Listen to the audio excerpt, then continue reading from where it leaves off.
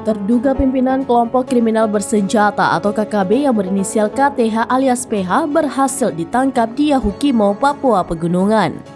KTH ditangkap jajaran Polres Yahukimo dan tim Satgas Damai Chartens pada Jumat 19 Mei 2023. Karopenmas Divisi Humas Polri Brigjen Ahmad Ramadan mengatakan KTH beberapa kali terlibat aksi kejahatan di wilayah Yahukimo.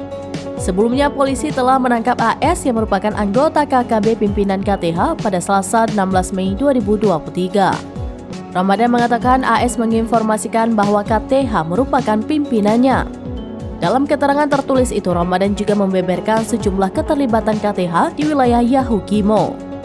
KTH terlibat pembunuhan terhadap anggota TNI pada 4 November 2022.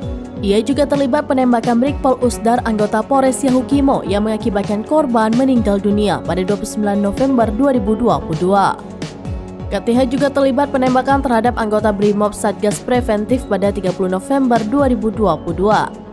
Adapun KTH saat ini telah ditetapkan sebagai tersangka dan ditahan di Gedung Ditkrimum Polda Papua.